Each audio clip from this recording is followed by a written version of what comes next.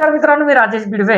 RB Marathi संवाद न्यूजच्या माध्यमातून विविध व्हिडिओ आम्ही तुमच्यापर्यंत या ठिकाणी प्रकाशित करत असतो. परंतु आज शैक्षणिक सत्राला या ठिकाणी सुरुवात झालेली आहे.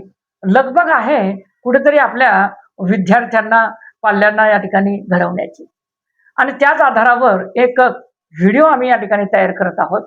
जेणेकरून या ठिकाणी शालेय शिक्षणामध्ये कशा पद्धतीनं धडे या ठिकाणी घ्यावे आणि त्या धडे घेऊन आपण कसं शिखर या ठिकाणी गाठावं, हा प्रयत्न या ठिकाणी हा व्हिडिओ बनवण्याच्या पाठीमागे आहे. आज आपल्यासोबत आमचे मार्गदर्शक आदरणीय आयुष शिंगणे सर आहेत. स्काउट गाईड विभागामध्ये या जिल्ह्यामध्ये नव्हे तर राज्य पातळीवर नेते राबवत आहेत. आज आपल्यासोबत ते जोडलेले आहेत. आदरणीय आयुष शिंगणे सर, हार्दिक स्वागत सर. नमस्कार. आज या ठिकाणी हा जो स्काउट गाईड विषय जो आहे, ती जो चळवळ आहे ती नेमकी काय आहे? स्काउट गाईड चळवळ ही जागतिक चळवळ आहे. 1907 मध्ये म्हणजे 100 वर्षापेक्षाही जास्त वर्षापूर्वी ही चळवळ सुरू झाली आणि बघता बघता ही चळवळ संपूर्ण जगभर पसरली.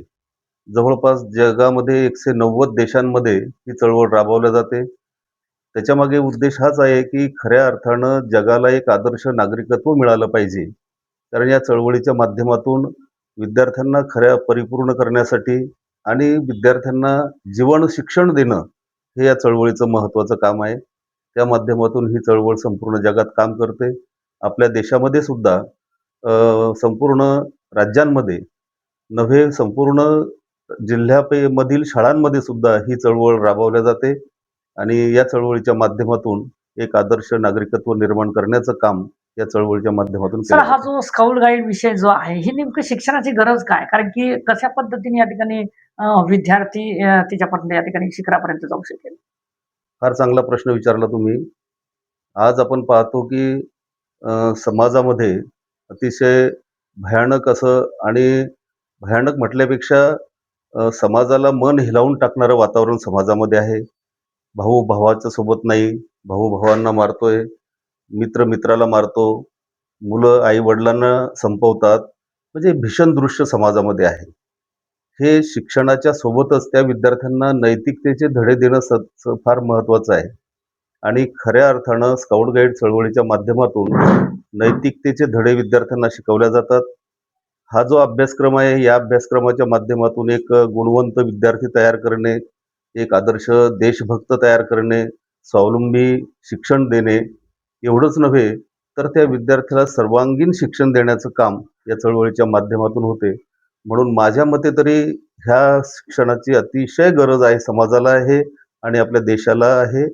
म्हणून हे शिक्षण महत्त्वाचं आहे. म्हणजे विद्यार्थ्यांचा सर्वांगीण विकास, हो, विकासाच्या माध्यमातच या ठिकाणी हा एक प्रयत्न राबवला जातोय. बरोबर. बरं, नेमका दुसरा प्रश्न असा आहे की हा नेमका अभ्यासक्रम कसा आहे, कशावर आधारित आहे?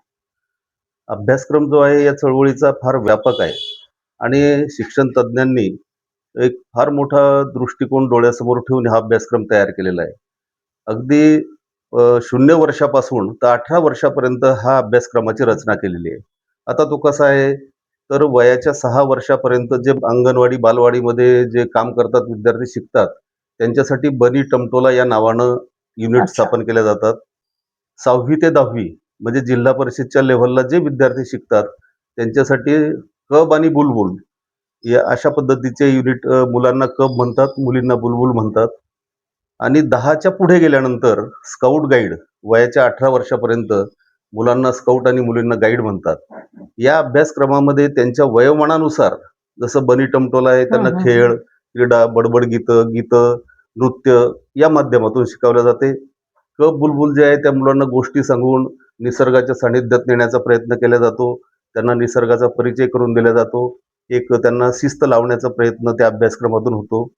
स्काउट गाईडचा अभ्यासक्रम जो आहे तो विद्यार्थी समाजामध्ये वापरतो. अच्छा. म्हणून समाजाला पूरक त्याचे उपक्रम त्याच्यामध्ये दिलेले असतात. पल्स पोलिओ असेल, वृक्षारोपण असेल, पाणी अडवा पाणी जिरवा अच्छा. असेल किंवा आणखी शासनाचे विविध उपक्रम या माध्यमातून स्काउट गाईडच्या माध्यमातून राबवल्या जातात. सोबतच त्या विद्यार्थ्यांना जीवनाचं शिक्षण दिले जाते की आपण कॅम्पिंगमध्ये गेल्यानंतर कॅम्पमध्ये त्यांना संधी मिळते. तालुका कॅम्प असतात, जिल्हा असतात, राष्ट्रीय स्तरावर, आंतरराष्ट्रीय स्तरावर जाण्याची संधी मिळते तिथून बंधुभाव शिकवला जातो. अच्छा.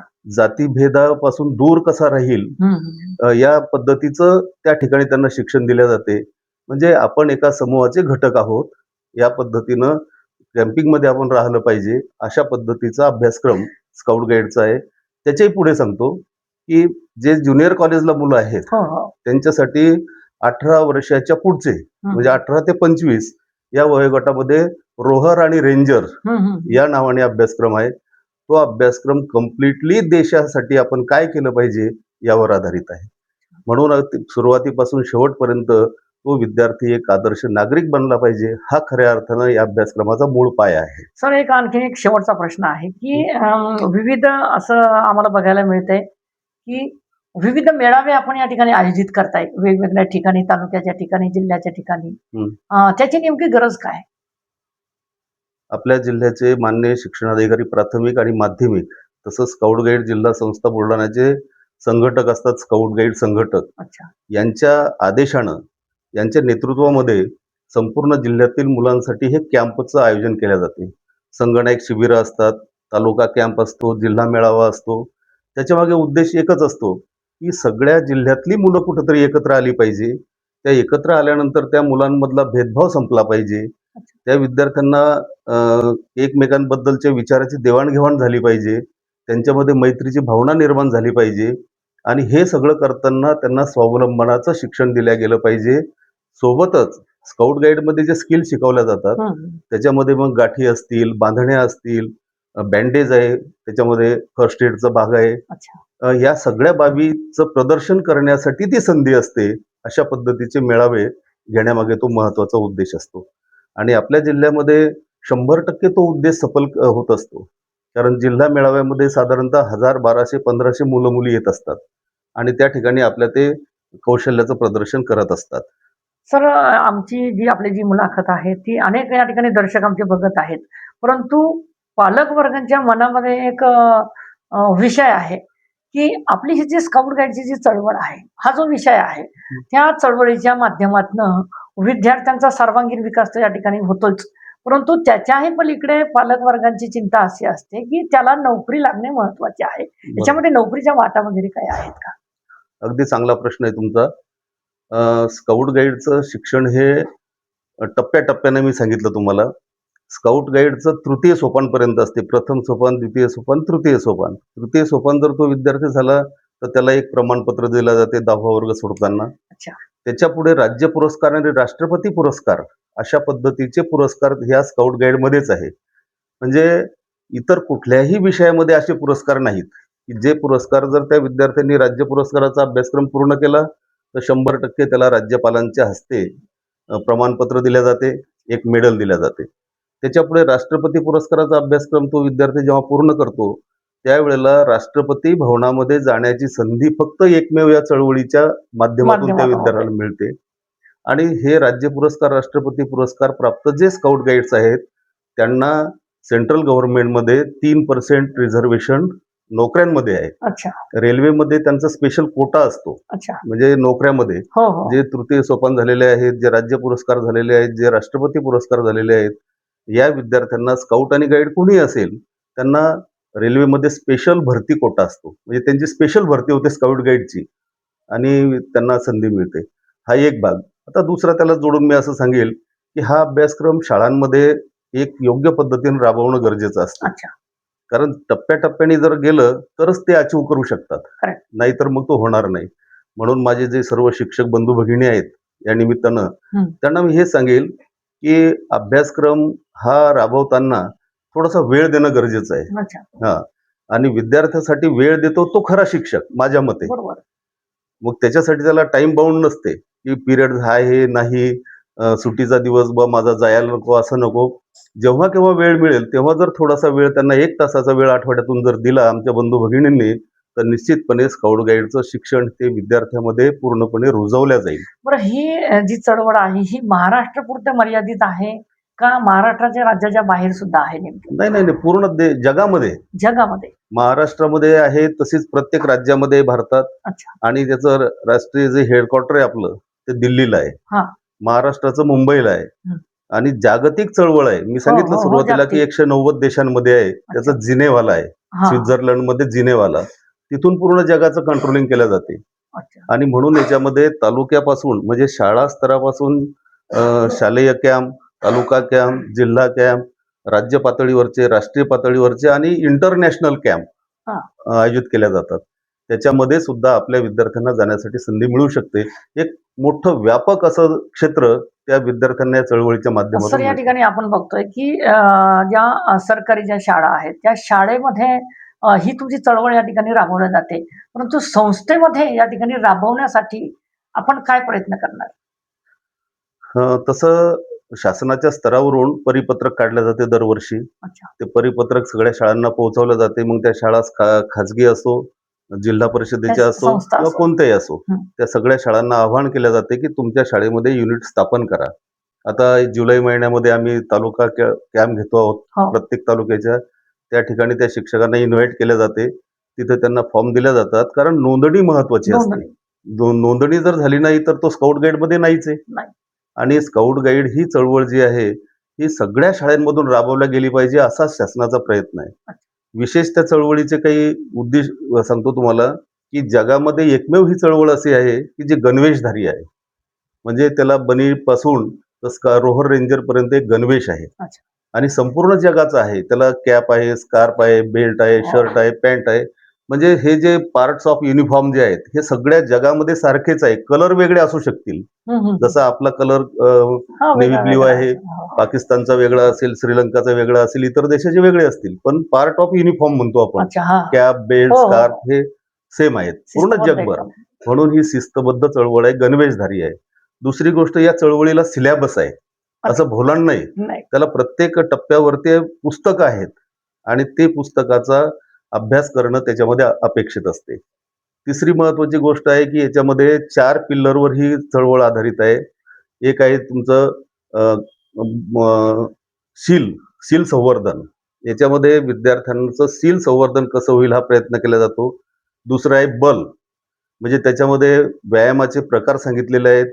विद्यार्थ्याला सर्वांग सुंदर व्यायाम कसे हो, असतील हो. ते शिकवले जाते. तिसरं आहे कौशल्य. कौशल्य. त्या विद्यार्थ्यामध्ये कौशल्य जर विकसित झाली तर ते नोकरी मिळो न मिळो, तो विद्यार्थी सहज आपला उदरनिर्वाह घालवू शकतो. अशा पद्धतीचे याच्यामध्ये प्रावीण्य पदक आहेत. मग ते समजा कॅटरिंग असेल, गार्डनर असेल, फार्मर असेल, सायकलिस्ट असेल, जिम्नॅस्टिक असेल, कॉम्प्युटरचे आलेले आता वेगवेगळे आहेत. त्याच्यामध्ये जर तज्ञ झाला तो सहज आपला उदरनिर्वाह करू शकतो. आणि शेवटचा पिलर जो आहे या चळवळीचा तो आहे सेवा. अच्छा. की सेवाभाव. मला समाजाची सेवा करायची आहे, मला देशाची सेवा करायची आहे, मला जगाची सेवा करायची. हा भाव त्या स्काउट गाईडमध्ये निर्माण करणं हे महत्त्वाचं त्याच्यामध्ये उद्दिष्ट आहे. अशा पद्धतीचा हा अभ्यासक्रम आहे.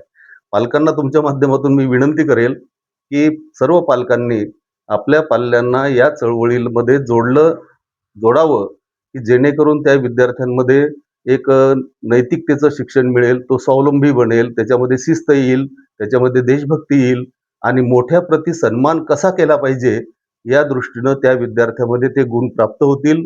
त्या विद्यार्थ्याचा सर्वांगीण विकास होईल. निश्चितपणे मी सर्व पालकांना, सर्व माझ्या शिक्षक बंधू-भगिनींना विनंती करतो, की जास्तीत जास्त मुलांना या चळवळीमध्ये आपण आणावं आणि त्या विद्यार्थ्याचा विकास करण्यासाठी मार्गदर्शन करावं. मित्रांनो, हे होते आपल्यासोबत आर्यू शिंगणे सर.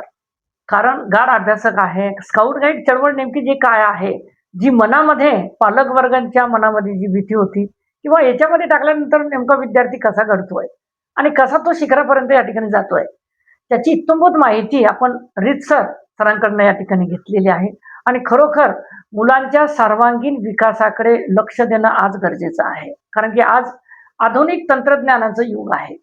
जगभरामध्ये धावपळीचं युग आहे. परंतु कोणता तरी प्लॅटफॉर्म आपल्याला गरजेचं असतं निवडणं. परंतु हा एक प्लॅटफॉर्म असा आहे, की अतिशय चांगला आहे, सुसज्ज आहे, शिस्तबद्ध आहे आणि अशाच प्रकारचा आपण जर प्लॅटफॉर्म जर आपल्या पाल्यांसाठी जर निवडला, तर खरोखर त्याची शिखरापर्यंत मजल गाठायला उशीर त्याला लागणार नाही. म्हणून आज दिलखुलासपणे त्यांच्यासोबत आपण एक प्रगत विशेष मुलाखत त्यांची घेतलेली आहे. जेणेकरून आज ही जनजागृती होणं या ठिकाणी गरजेची आहे. हा संभ्रम मनामधील दूर होणं हे गरजेचं आहे. म्हणून आपण आज त्यांच्यासोबत संवाद केलेला आहे. या ठिकाणी थांबतो. जय हिंद, जय महाराष्ट्र.